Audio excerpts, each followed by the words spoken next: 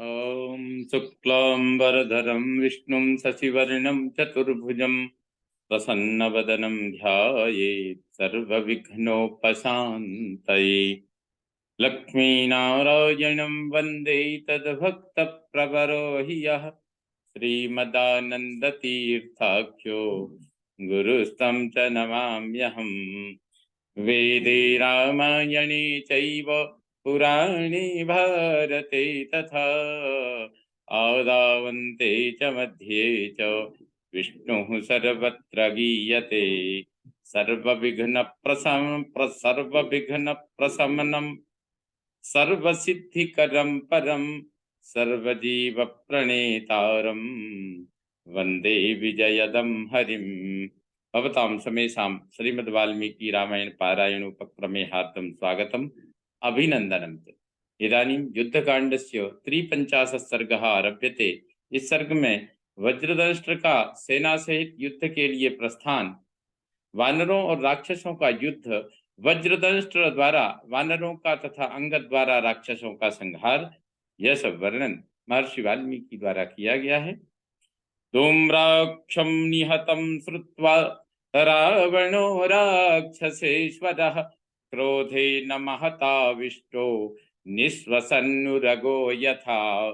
धूम्राक्ष के मारे जाने का समाचार सुनकर राक्षस राज रावण को महान क्रोध हुआ। वह फुफकारते हुए सर्प के समान जोर जोर से सांस लेने लगा।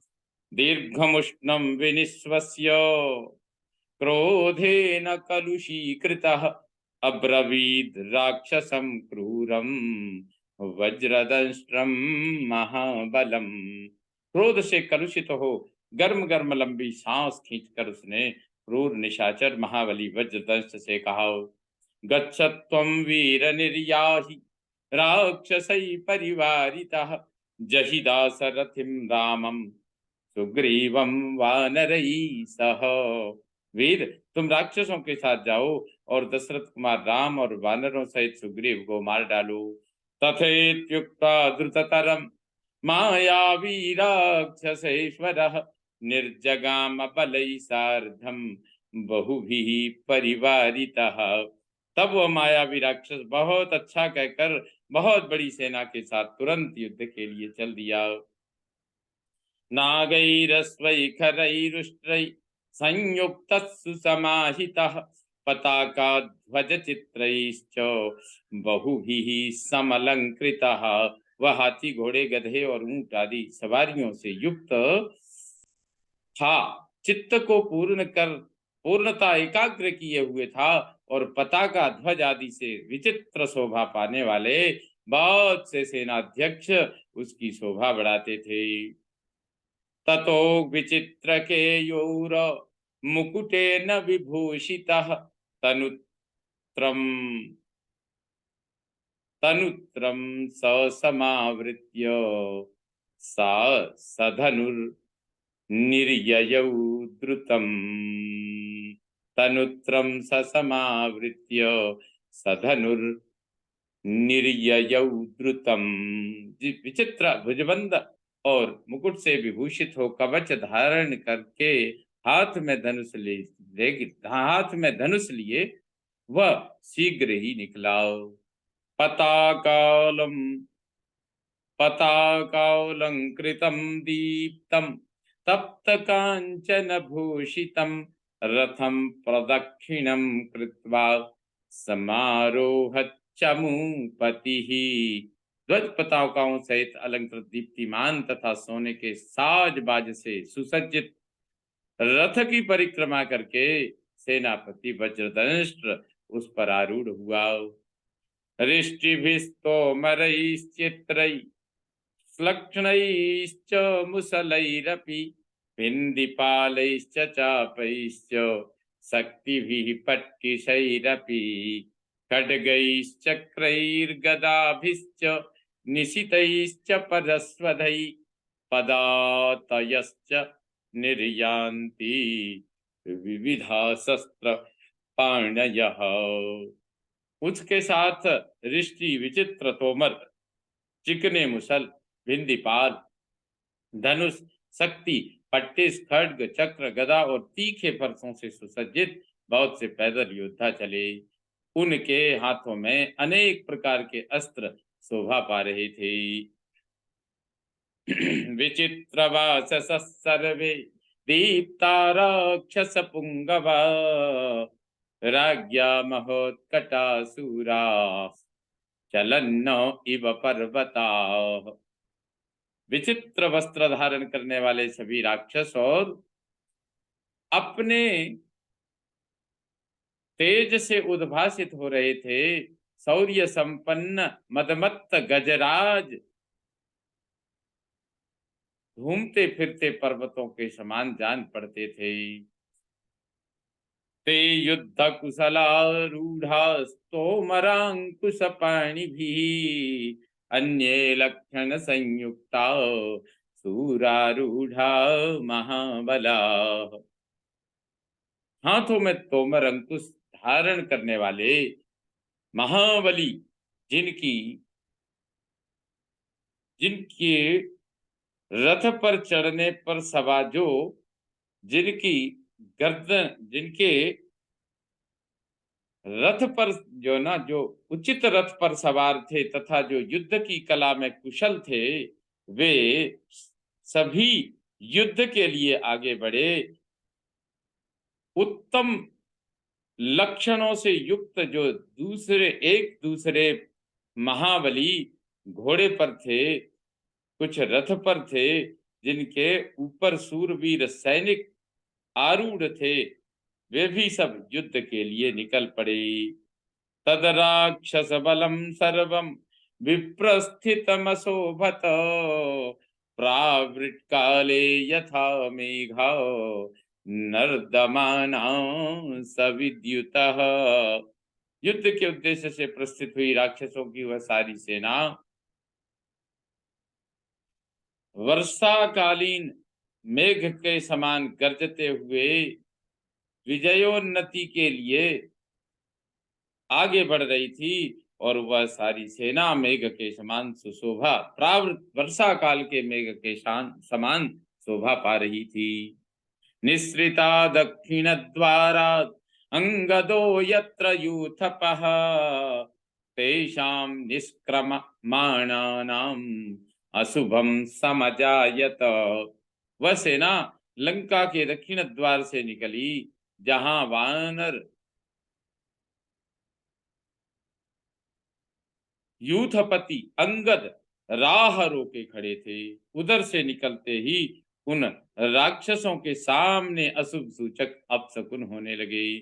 आकाशाद विधनात् आकाशाद विघनात् तीव्रा उल्काश्चाभ्यपनंस्तदा, वमन्तः पावकज्वाला शिवा घोरा ववासिरे। मेघरहित आकाश से तत्काल दुस्सह उल्कापात होने लगा। भयानक गीदड़ मुंह से अग्नि आग को ज्वाला उगलते हुए वो रुदन स्वर में अपनी बोली बोलने लगे। व्याहरन्तः मृगा घोरा रक्षसां निधनम तदा, समापतन्तो योधास्तु प्रास्खलंस्तत्र दारुणम। इस प्रकार से जैसे पशु जैसी वाणी बोलते बोलते जिसके कारण राक्षसों के अपराध की सूचना या अपयश की सूचना, उनकी हार की सूचना मिल रही थी, क्योंकि वहां पशु विभिन्न प्रकार की अशुभ वाणी बोल रहे थे। युद्ध के लिए आते हुए योद्धा लड़खड़ाकर अपने आप गिर रहे थे। इससे इनकी बड़ी दुर्दशा जैसी अवस्था प्रतीत हो रही थी। जनानौत्पातिकान् दृष्ट्वा वज्रदंष्ट्रा महाबलः,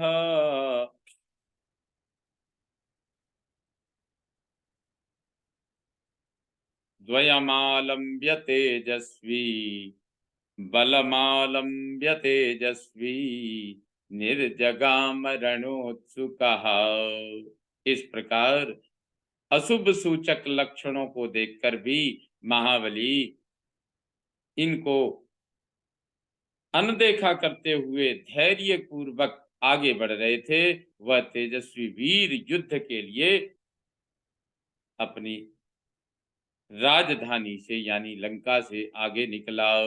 ततस्तु विद्रवतो दृष्ट्वा तास्तु विद्रवतो दृष्ट्वा वानराजितकासिनः प्रणवः सुमहानादान् प्रणदः सुमहानादान् दिशः शब्देन पूरयन्। इस प्रकार से उन राक्षसों की सेना के आते हुए देख उन राक्षसों को देखकर या वानरों की सेना अपने उस शत्रु को आते हुए देखकर बड़े जोर जोर से गर्जना करने लगे। उन्होंने अपने सिंहनाद से संपूर्ण दिशाओं को गुंजा दिया। ततः प्रवृत्तम तुमुलम हरीणाम राक्षसैः सह घोराणां भीमरूपाणाम अन्योन्योवदकांक्षिणाम। तदनंतर भयानक रूप धारण करने वाले घोर वानरों का राक्षसों के साथ तुमुल युद्ध आरंभ हुआ। दोनों दलों के योद्धा एक दूसरे का वध करना चाहते थे। निष्पतंतो महोत्साह भिन्न देह शिरोधरा रुधिरोक्षित सर्वांगा न्यपतन धरणी तले। वे बड़े उत्साह से युद्ध के लिए निकलते, परंतु देह और गर्दन कट जाने से पृथ्वी पर गिर पड़ते थे। उस समय उनके सारे अंग रक्त से भीग जाते थे। केचिदन्योन्यमासाद्य सुरा परिधवाहवः चिक्षुपुर विविधान शस्त्रान समरेष्वनिवर्तिनः।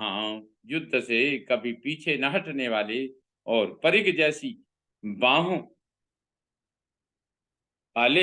बाहों वाले कितने ही सूरवीर एक दूसरे के निकट पहुंचकर परस्पर नाना प्रकार के अस्त्र शस्त्रों का प्रहार करते थे।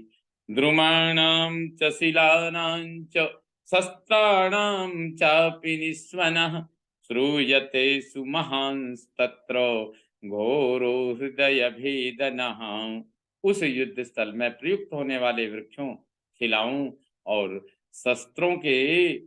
शस्त्रों का महान एवं घोर शब्द जब कानों में पड़ता था तब वह हृदय को विदीर्ण सा कर देता था। रथने मिस्वनस्तत्र धनुषश्चापि घोरवत् शंख भेरी मृदंगानां बभूव तुमुलस्वनः। वहां रथ के पहियों की घरघराहट, धनुष की भयानक टंकार तथा शंख भेरी और मृदंगों का शब्द एक में मिलकर बड़ा भयंकर प्रतीत होता था। केचिदस्त्राणि संत्यज्य बाहुयुद्धमकुर्वत नलैश्च चरणैश्चापि मुष्टिभिश्च द्रुमैरपि जानुभिश्च हताः केचित् भग्नदेहाश्च राक्षसाः शिलाभिश्चूर्णिताः केचित् वानरैर्युद्ध दुर्मति दुर्मदैः। क्रुद्ध योद्धा अपने हथियार फेंककर बाहु युद्ध करने लगते थे। थप्पड़ों, लातों, मुक्कों, वृक्षों और घुटनों की मार खाकर कितने ही राक्षसों के शरीर चूर चूर हो गए थे। इस प्रकार रण दुर्मद वानरों ने शिलाओं से मार मार कर कितने ही राक्षसों का चूरा बना दिया था। वज्रदंष्ट्रो भृशं वाणै रणे वित्रासयन् हरीन् चचार लोक संहारे पासहस्त इवांतकः। उस समय वज्रदंष्ट्र अपने बाणों की मार से वानरों को अत्यंत भयभीत करता हुआ तीनों लोकों के संहार के लिए उठे हुए पासधारी यमराज के समान रणभूमि में विचरने लगा। बलवंतो स्त्रविदुषो नाना प्रहरणारणे जघनुर्वानर सैन्यानि राक्षसा क्रोध मूर्छिता।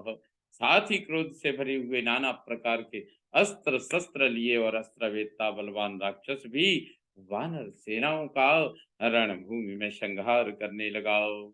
जघने तान राक्षसान सर्वान दृष्टो बालिसुतो रणे क्रोधेन द्विगुणाविष्टः संवर्तक इवा नलः। किंतु प्रलय काल में संवर्तक अग्नि जैसे प्राणियों का संहार करती है, उसी तरह वाली पुत्र अंगद और भी निर्भय हो दूने क्रोध से भरकर उन सब राक्षसों का वध करने लगे।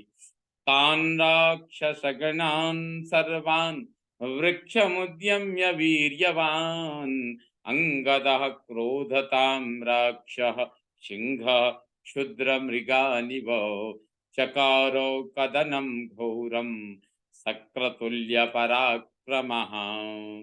उनकी आंखें क्रोध से लाल हो रही थी। वे इंद्र के तुल्य पराक्रमी थे। जैसे सिंह छोटे वन्य पशुओं को अनायास ही नष्ट कर देता है, उसी तरह पराक्रमी अंगद ने एक वृक्ष उठाकर उन समस्त राक्षस गणों का घोर संहार आरंभ किया। अंगदाभिहतास्तत्र राक्षसा भीम विक्रमा विभिन्न शिरसस्पेतुर निकृता इव पादपाः।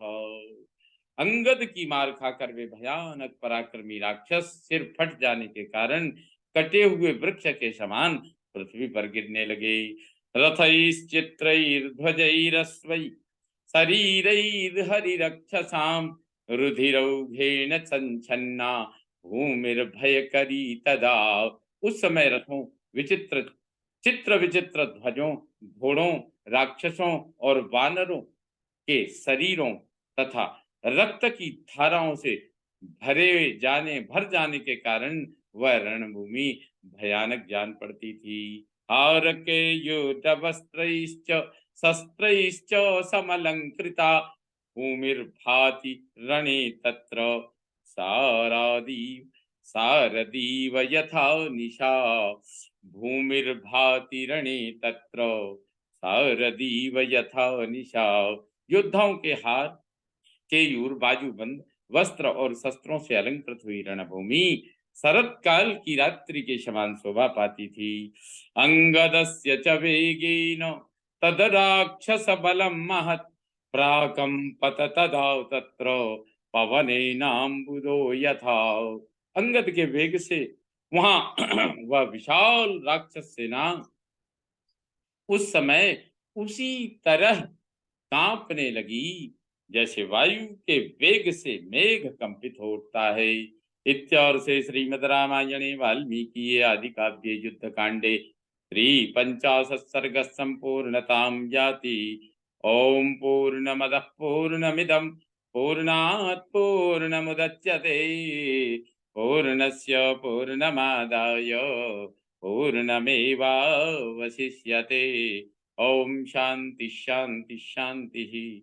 सर्वे भवन्तु सुखिनः, सर्वे सन्तु निरामया, सर्वे भद्राणि पश्यन्तु मा कश्चित् दुःखभाग् भवेत्। ओम शांति शांति शांति। ओम श्री रामचंद्रो विजयते तदाम्।